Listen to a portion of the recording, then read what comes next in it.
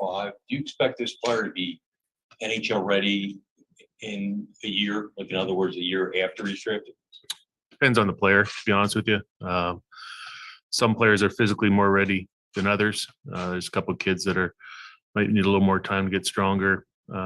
Some kids have played at a little higher level, but that'll be up to them as they're, but again, some of these kids should be ready to press with maybe potentially within a year, and other kids may need to.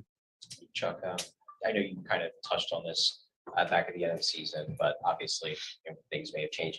Do you still very much envision making this pick, not trading it for some type of a player to win now?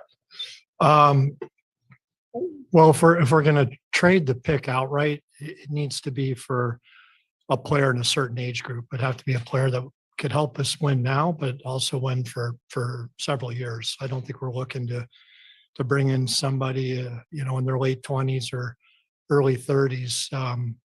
But certainly, I'm speaking to every team in the league. I know we say this every year, but it's definitely true this year.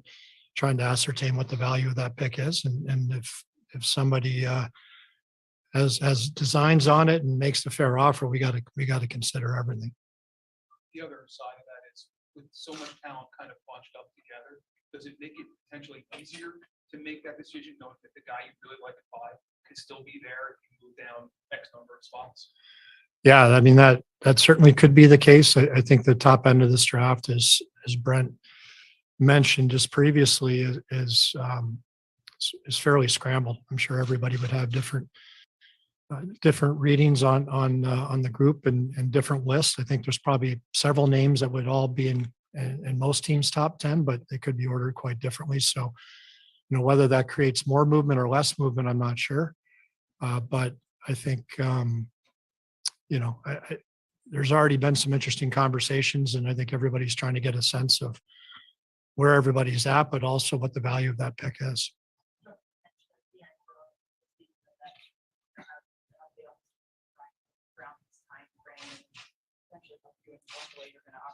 Mhm.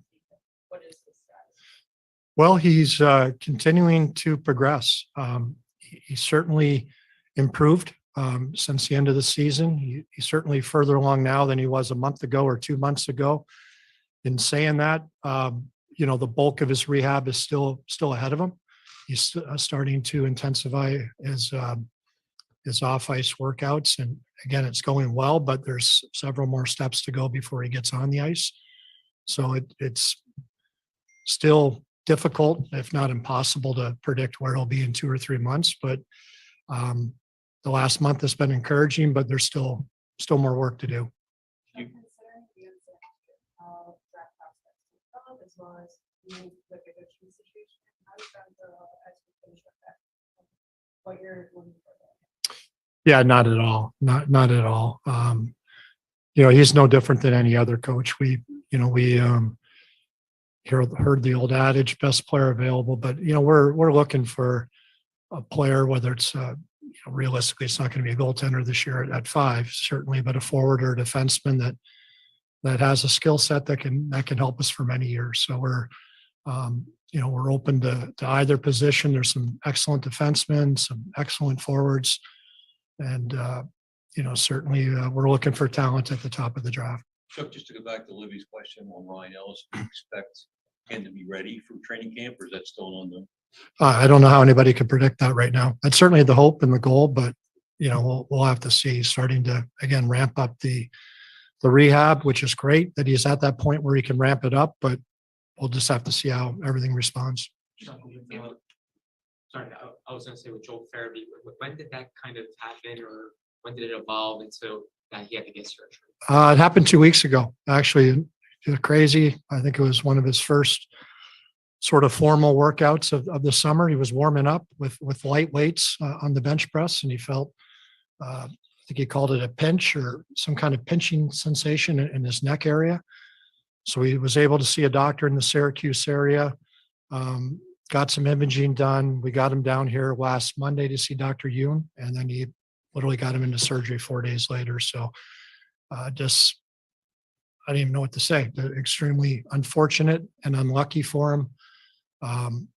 But I think we moved as quickly as we could once we knew he had issues. Speaking to Barnaby's issue, the time frame kind of puts it right, at the start of camp, the start of the season. I guess, how much training is he going to be able to do despite the surgery? And are you optimistic he'll be ready for the start of camp, the start of the season? I'm not even sure that's important to me.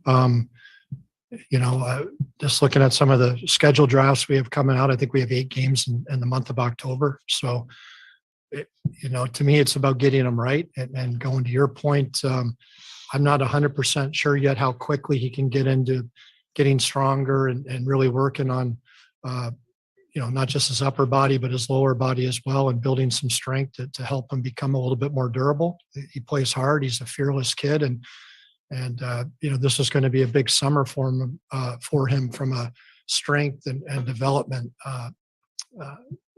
scenarios. So that's certainly an important part of the rehab. It's not just getting him healthy, but it's how can we get him stronger. So for me, whether it's 3 months or 4 months, at the end of the day, if he misses 5 games, if he's ready for game 1, great. If he misses 5, 6, 7 games and we can, push him a little bit further, that might make sense too. So we'll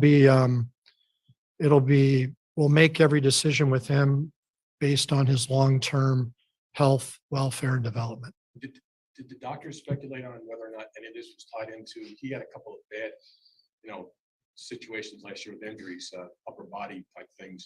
Did he say to you whether or not that was connected? No, no one said that. I mean, you could speculate all you want, but no, there's no correlation, certainly nothing at the end of the year. There was no issue with this at any point since I've been here. So Even I'm not talking to sure. Joel this morning, he was just saying that's the first time when he started working out was his shoulder and everything felt 100%. He felt great. And then it just happened. So Yeah, so unfortunately, he walked out of the surgery and later that day feels really good, which is, it's amazing. But that's an incredible surgery. The fact that Consultation of all what's sort of relevant, what kind of players you like, what kind of players the coach might want to go around sometime, get a chance for the coach to look in the guy's eyes. Did I misunderstand it? You say that there's none of all that. He's not coming near it. No, I've never had a head coach ever. In 30 years I've been in the business, I've never seen a head coach be involved with the drafting of kids that, may not play for 2, 3, 4 years down the road. So, I mean, certainly I'm well aware of what John likes in a hockey player. And it's what I think all of us in our group respect. We want smart, competitive, hardworking people, preferably 6'5" with high end skill and great speed. But I like John clearly, like all of us, I think we appreciate the same attributes in the players. So, it's just John will be consulted a lot more on pro players and free agents or trades that we bring in. Like every coach, you always want to get a coach's input into the type of players that you bring in from the outside if you're going to do that. Maybe they have knowledge of the player, maybe certain things they know about the player that you don't. So you'd be crazy not to involve your coaching staff on player personnel decisions in terms of the draft. No, it's just we've just never done that, and or do they want it? I don't think they want to either. Yeah, exactly. You don't want any responsibility for that. This is for Brent. I know you say you're gonna pick the best player available, but if everything was equal, what's the defensemen before were? Sam, we're not showing our hand. You're trying to get dirt out of me. Was that? You're just trying to get dirt out of me. I'm not going to tell you. I was gonna say, which position would you go for if they were equal?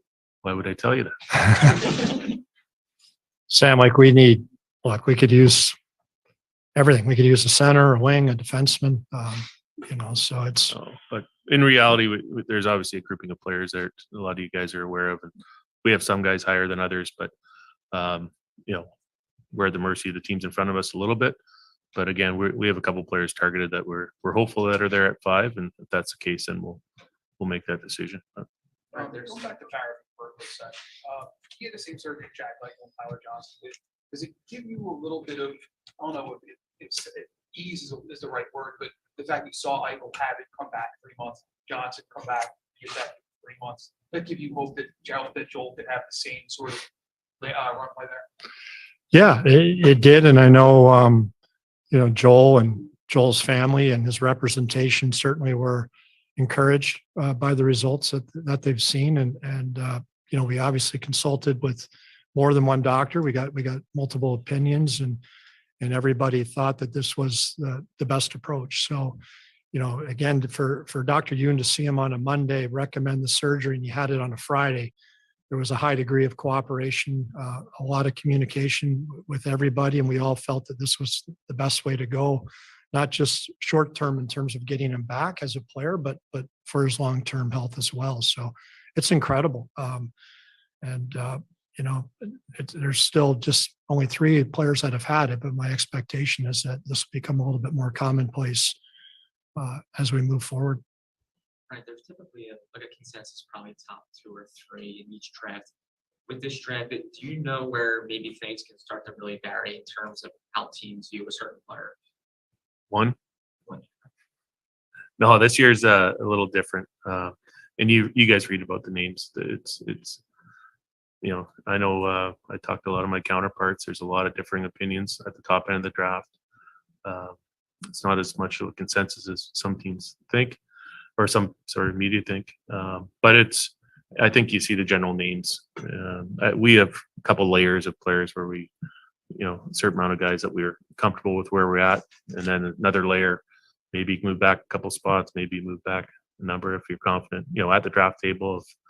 If it goes a certain way and we can move back and gain assets and still get a player that we have rated, then we'll potentially do that. But you're going to see more action when you get closer to the draft, and we'll get more information and what teams are doing or looking to do.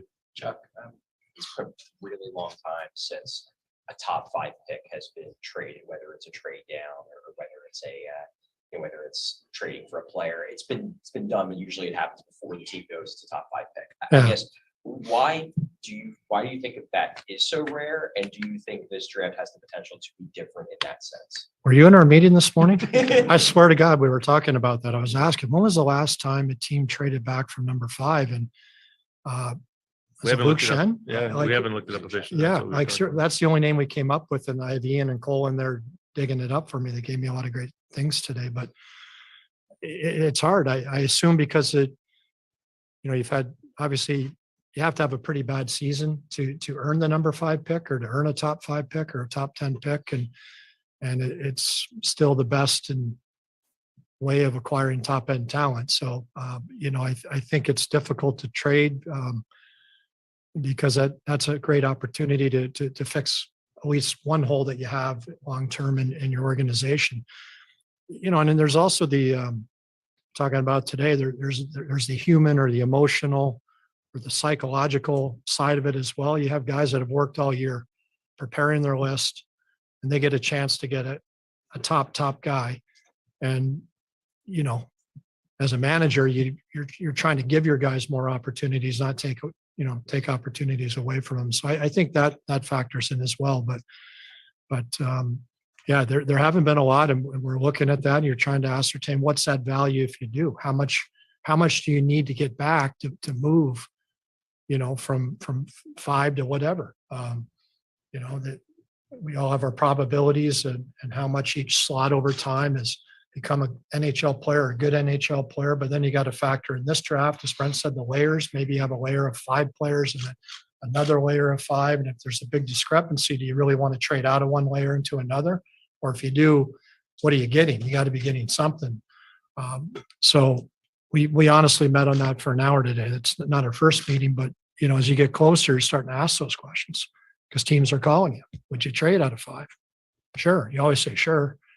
I don't know if you always mean it, but of course, yeah, sure, we'll make, but want to hear what they have to say. So that's the fun part of it, for us at least, exploring what may be there. But as you just mentioned, history tells you that usually you make the pick. Are you guys comfortable to talk about a player in generalities, prospect? In other words, like throughout the name Cutter Gauthier, can you talk about what you like about him?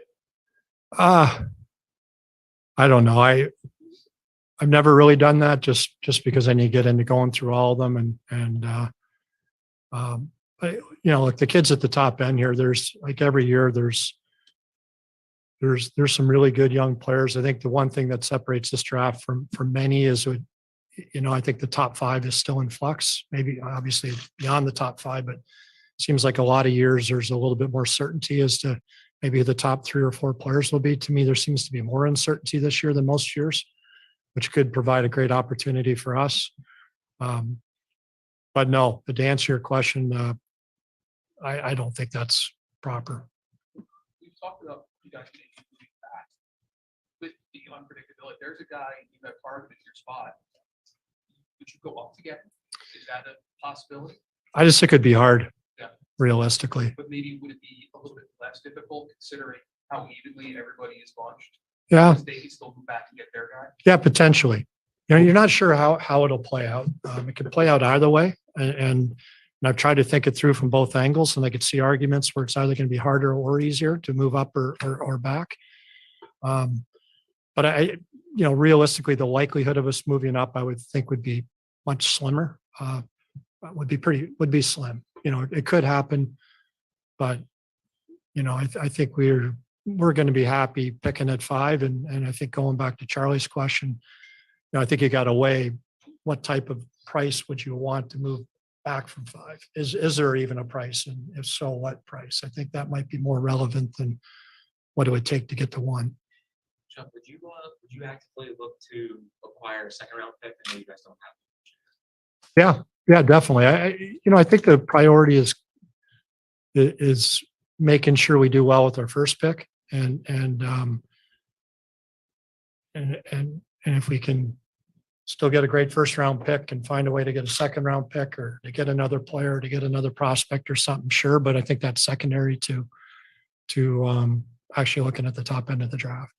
One thing that's been mentioned by a few people, Ken Atkinson mentioned it, obviously John Burrell mentioned it, you mentioned it as well, this idea of the team becoming harder to play against. I know you're not going to talk about specific players, but especially with a top 5 pick, this is somebody who could be on the team relatively quickly. Is that a priority, looking for someone who fits that mold?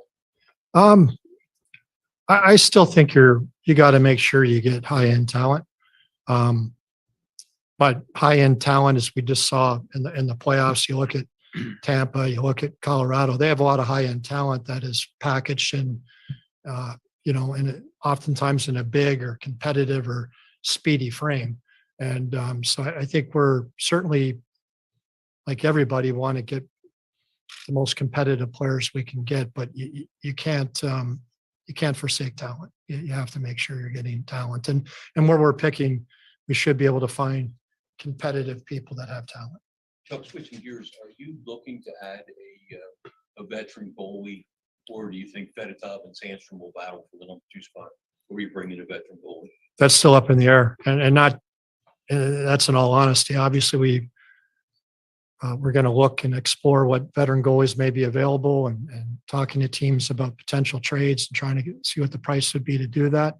And saying that Sandstrom and Fedotov are 25 years old, and they both have proven they're good goalies in leagues outside of the NHL. So do you take a leap of faith and save some cap space, or do you get a veteran guy and maybe have more certainty? But then there's a cost to that as well. So that's really part of what we're discussing the last few weeks.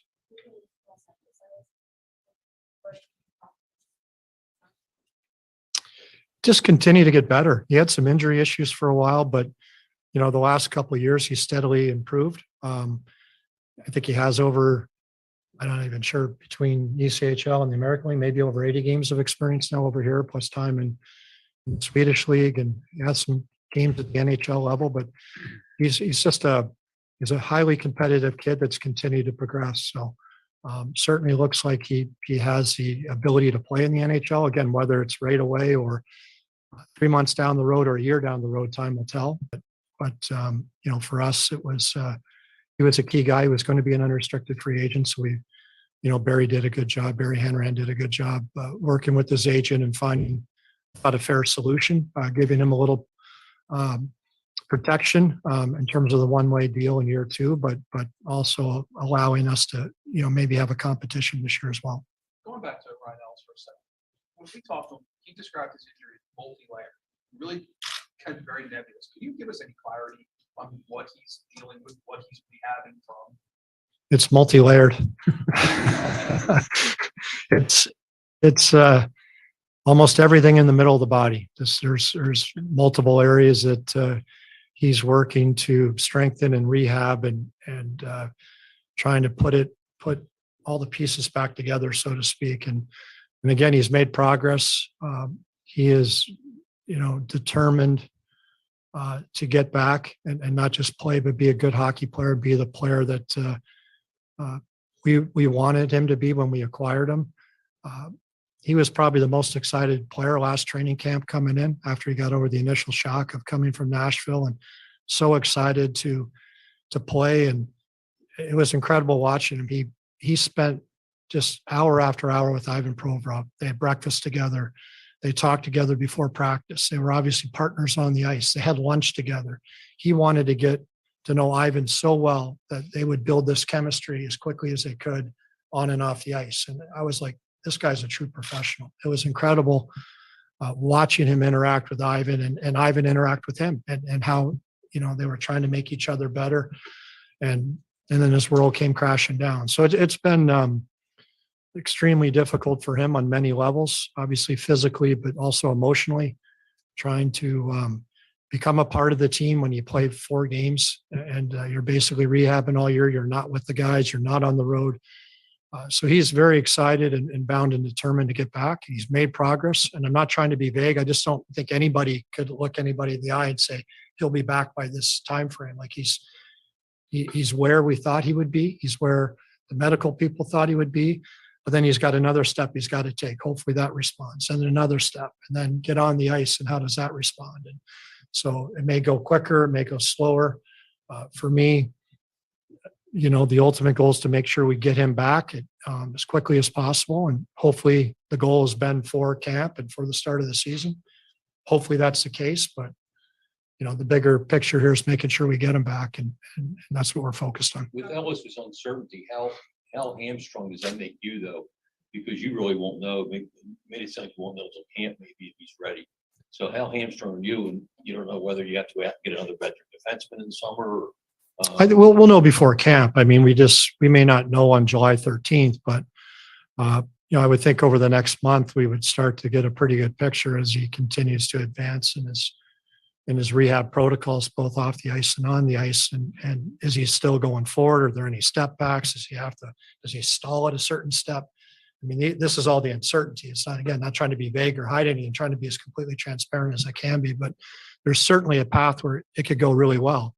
But we'll just have to see. And, sure, there's some uncertainty and a little bit now with Joel. And the good news is Sean Couturier is doing great. He's doing all his summer training. Feels very good. Same with Kevin Hayes. But, hopefully there's no more surprises this summer in a negative sense. Like I got a week and a half ago when I got a call that Joel Farabee, had numbness and pain in his neck and could be pretty bad. And I'm like, are you kidding me? Like, so hopefully there's no more of those, but if there are, we'll just react. I mean, that's what we do, and we'll have to work around it, and we'll have the ability to hopefully improve our roster. But, clearly getting guys back to full health and some young players improving has to be a big part of this too. We can't just continually go to market and build a team. We need to get some guys back and get some kids to step up. Chuck, have there been any decisions made on the rest of the coaching staff, particularly current coaches, assistants that might be returning? Well, right now I can tell you that, I meant to speak to John before I did this to make sure I could say this, but Daryl Williams will be back. Kim Dillabo will be back, which Kim is goaltender coach for me. It's always an organizational decision, not just a coach. Adam Patterson and Vinny Eula will be back.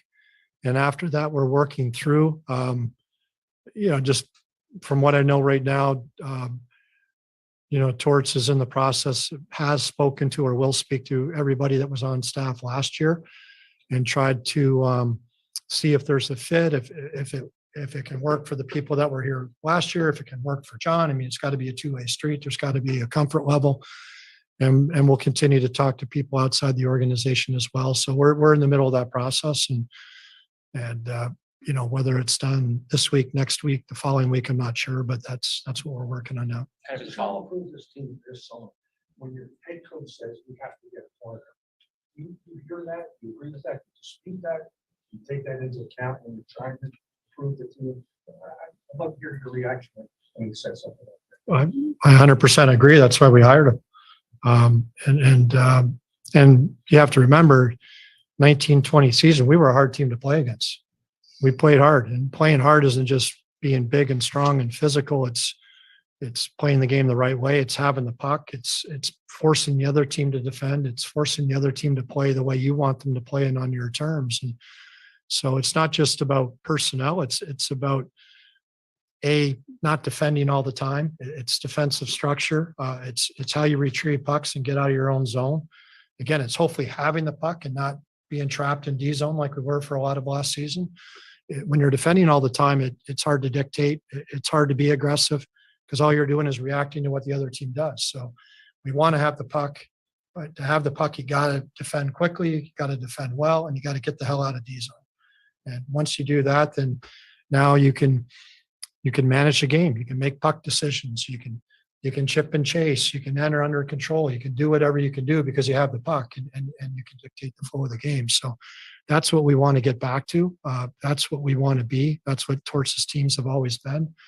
And that's the mindset and the identity of what we want to accomplish here. So it's coaching, it's buy-in, it's accountability, it's structure, it's fitness levels, it's personnel, it's everything. It's everything. And we're going to try to check every box that we can this summer to be that type of team.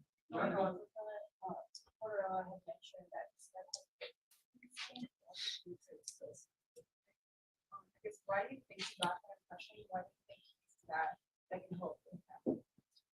Yeah, splintering. I don't know that I agree with that. I mean, obviously he's entitled to his opinion. I think it's a bunch of good guys that got along, but I think where we have to get to is you can be a good guy and we can all get along, but we have to hold each other accountable. And I think that's maybe what he's getting at and where clearly we need to get to, and the players would recognize that as well.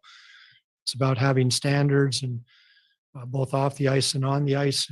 And it's everything. It's how you play. It's puck management. It's shift length. It's team orientation. It's not turning a puck over for the third time in a row. It's blocking a shot. It's making sure you're in the gym and that you're on time. And it's everything to do with it. It's respecting your teammate and the organization by doing the right thing. And I think that's something we need to be better at and get back to.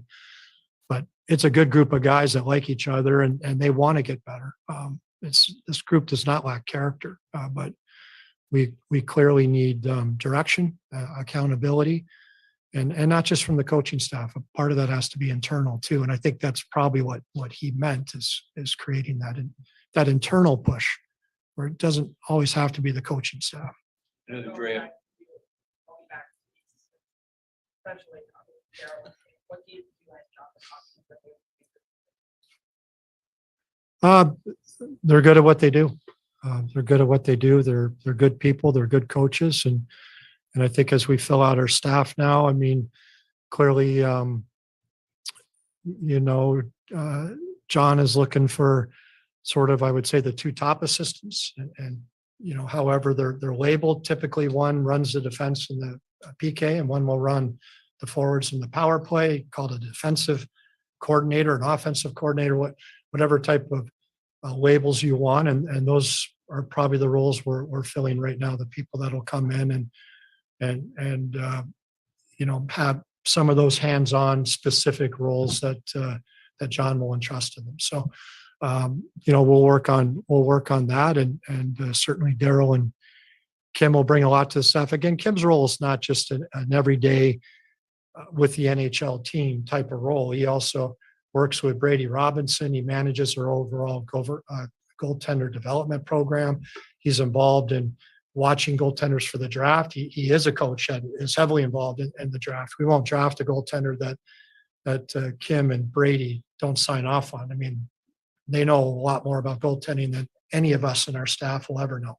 Sorry, Rick Tracy may not like me saying that. Rick knows a little bit about goaltending, but you have to really rely on your goaltending coaches for the drafting and the development of goaltenders, their progression through the system, as well as the day-to-day maintenance of your NHL goaltender. So Kim's role, to me, is a role that management, I should say me certainly, but management, Brent, Barry, Danny, Tommy, all of us have to have a strong comfort level in, because we rely on that role for more than just getting Carter, Hart, and whoever our other goaltender is ready for practice, or who's going to play the next game. There's he's been involved with Felix and now Samuel, and when Kolosov comes over. So it's a massive role. And so that's what gives me confidence on Kim. I've watched what he's done. And I think I mentioned at the end of the year, I think we're getting to a point where our goaltending depth is in a really good place, with some young guys pushing. And Kolosov, who may be as talented as anybody we've ever drafted, in the pipeline. So it's exciting. And Kim and Brady are a huge part of that. Sorry about the tangent. Where are you in negotiations with Morgan Charleston to get them new deals ahead of July 13th? And I know we talked about goalies earlier with Martin Jones. Is he an option to come back? Yeah, absolutely. Everything's on the table in terms of some of those young players with contracts. We're literally just starting. We've been involved in a lot of different interview processes, I guess you should say, and now dealing with assistant coaches and the draft, getting our free agent list together. So not that those issues aren't crucial, but as restricted free agents, we just have time.